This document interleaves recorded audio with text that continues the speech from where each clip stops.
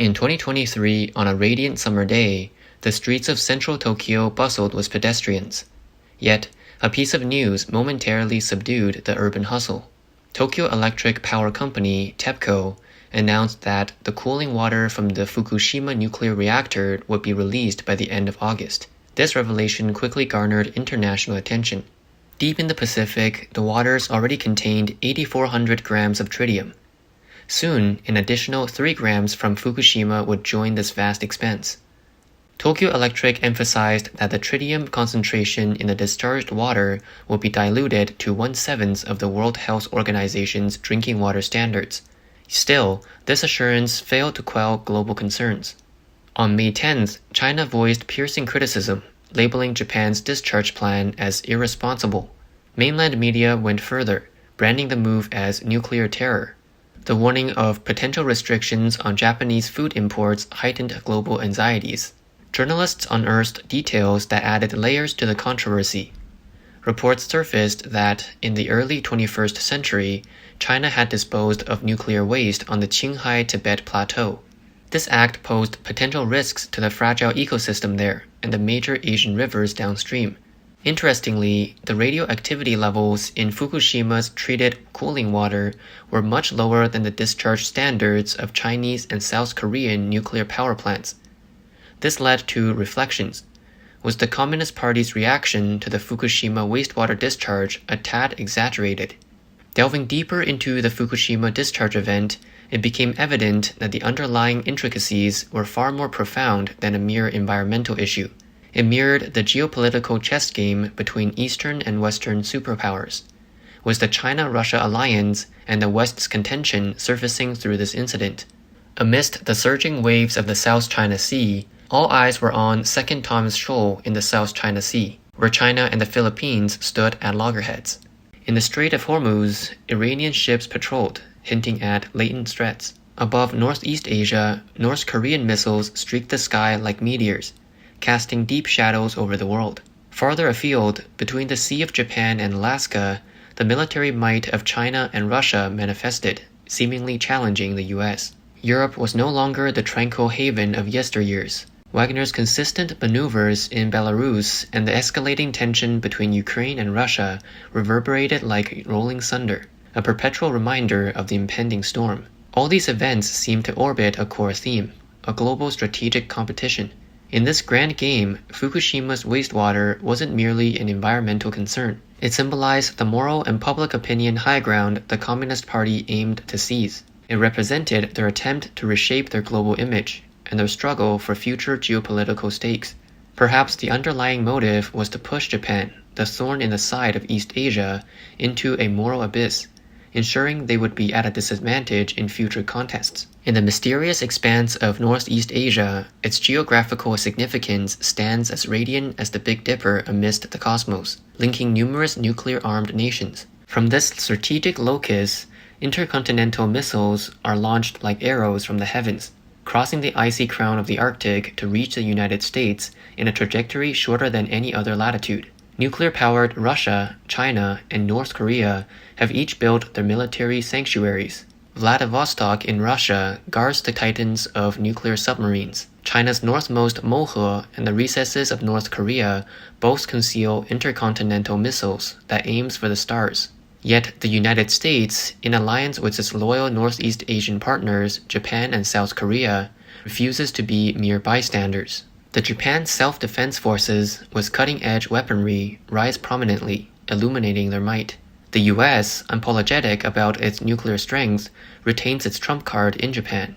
Its nuclear submarines in South Korea glide through the waters, showcasing their formidable presence in Northeast Asia. For China and Russia, the strategic puzzle remains how to navigate past the guardianship of the US First Island chain to approach California's Golden Shores. Each time China's nuclear submarines set sail, they find themselves spotted by the vigilant eyes of the US, Japan, and South Korea at the Tsushima Strait. The route from Vladivostok through the northern 4 islands into the Pacific becomes pivotal for Russian submarines to explore the vast ocean. These northern 4 islands offer more than just geographical value. Both China and Russia eye them with intent, desiring to exploit the riches. Their involvement livens up the marine activity and provides natural cover for their submarines. For the US, it's a game of wits. If Chinese or Russian submarines penetrate the Pacific, tracking them will be like a needle in a haystack. Continuous development of these islands might elevate them as twin jewels of economic and strategic importance for China and Russia. They might argue for a buffer zone to protect their investments. In their sights, not far across, Hokkaido becomes a thorn.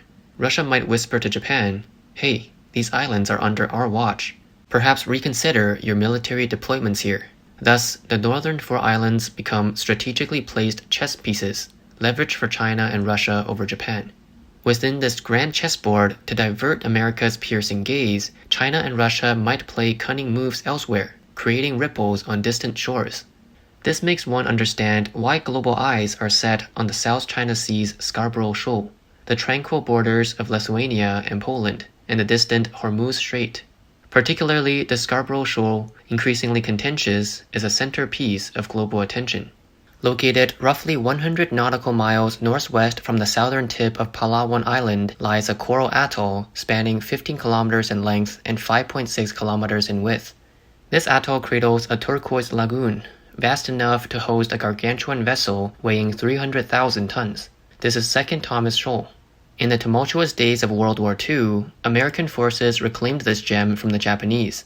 Yet, even before the echoes of war had faded, it was, through treaties, returned to the Republic of China, having no connection with today's CCP, who persistently claim its sovereignty. In the early summer of 1999, the Philippines, having acquired the Sierra Madre landing vessel from the United States, found it stranded upon the ancient corals of Second Thomas Shoal, symbolically asserting their dominion over these waters. By 2014, China attempted to prevent Filipino resupplies to the vessel. Yet, with US-China relations being not as strained as they are today, the matter evoked scant attention. However, the tranquility of Ren'ai Reef was shattered on August 5th of this year. A colossal Chinese Coast Guard ship unleashed its high-pressure water cannons upon a Filipino resupply vessel, causing substantial damage. Both nations fortified their territorial declarations in the aftermath. The United States, an ally to the Philippines, was deeply perturbed. Memories of a time when they had heroically liberated the Philippines imbued them with pride. Now, this honor stood challenged, inciting attention and unrest among the American populace. Given the U.S.-Philippines Mutual Defense Treaty of 1951, the U.S. might aid Filipino military supply efforts. By August 8th, defense ministers of both nations were already in dialogue. China's apprehension was palpable. They released a video aiming to debunk claims of the attack on the Filipino vessel. However, the Philippines soon released an unedited version, revealing the truth and pressuring China. There were concerns that the U.S. might activate the defense treaty against China's Coast Guard. Many speculate that, should China continue its water cannon assaults, the Philippines might retaliate. This could involve drones, satellite reconnaissance, submarine surveillance, and aerial reinforcements, posing unprecedented challenges to China's Coast Guard vessels. Xi Jinping ordered a weakening of the Sierra Madre first, aiming to swiftly seize Ren'ai Reef and transform it into a man-made island. Now, Chinese Coast Guard and militia fishing boats are edging closer, employing high-powered sonic waves at night to harass and potentially shatter the beleaguered vessel. Chinese dredging ships are also looming nearby, ready to create artificial landforms. However, if China fails in this gambit, the consequences won't merely be material losses. Their strategic aspirations might need serious revision, and their military morale might plummet. Meanwhile, the U.S. State Department resolved not to stand idly by, and is gearing up for a brave showdown with China. Other Southeast Asian nations watch this power play closely. Should the U.S. and the Philippines triumph, these nations might rally even closer to the U.S., potentially sculpting a new order in the South China Sea and limiting China's influence. This could complicate China and Russia's strategies in Northeast Asia, especially given the U.S.'s military presence there, bolstered by allies like Japan and South Korea. Thus, the tempest swirling around Ren'ai Reef isn't just a minor skirmish, it's a tussle shaping a new epoch, an intersection of eras, and a pivot in history. In recent years, the collaboration between China and Russia in the military sphere has reached unprecedented depths. Historically, China's military displays were predominantly near Taiwan. Now, through its partnership with Russia, the People's Liberation Army Navy is broadening its operational boundaries, as seen in military drills near Alaska. Since 2019, the naval presence of China and Russia in the waters off Alaska has risen dramatically, growing from a handful of vessels to an impressive fleet of 11. Their joint military exercises on August 7th near the Aleutian Islands, which simulated submarine strikes, not only carried provocative undertones, but strategically aimed for a forward deployment, inching closer to American defenses. In response, the U.S. mobilized 4 destroyers and P-8 anti-submarine patrol aircraft for surveillance. Moreover, in June, Russian warships paid a visit to Shanghai's military port, and by the end of July, they had reached China's Qingdao military harbor. Remarkably, last December, a Russian strategic bomber even touched down at Hangzhou's Xiaoshan military airport. In kind, Chinese military vessels and aircraft have received reciprocal treatment on Russian military bases. These movements indicate a high degree of synergy between China and Russia in military communication, logistics, and other pivotal sectors. Domestically, China is evidently ramping up its military readiness. On July 26, 2023, amidst the Grand Sports Festival Universiade, Xi Jinping inspected the Air Force in the Western Theater Command, emphasizing the importance of military combat readiness. He also called for swift integration of new equipment and forces. This sent a clear message to the international community. China is preparing earnestly for potential military confrontations with the US and its Western allies. Xi and the Chinese leadership appear to be seeking the right time for a direct confrontation with America. The U.S. Special Operations Command has even forecasted a potential conflict between China and the U.S. by 2025, 2 years earlier than previously anticipated. Some experts believe that, given the current tensions, this so-called hot war could erupt in the latter half of this year or the first half of the next. In this backdrop, China's Western Theater Command and its suspected custody of the completed Doomsday plane stand out significantly. This aircraft, a final line of defense in a nuclear war, ensures continued communication between the nation's leaders and its military, even when terrestrial infrastructures are obliterated. The Qinghai-Tibet Plateau, due to its unique geography, serves as an ideal launching and hiding spot for such planes. Its high-altitude expanse provides a natural shield, reducing the risks of an initial enemy strike. Though Xi didn't explicitly mention the Doomsday plane during his public addresses in the Western Theater, the implications were unmistakable. This hinted that the Western Theater will play a pivotal role in future strategic layouts. Following upper echelon directives, it seems the Western Theater has already begun or will soon intensify its military deployments, ensuring the plane's effective activation in an upcoming conflict.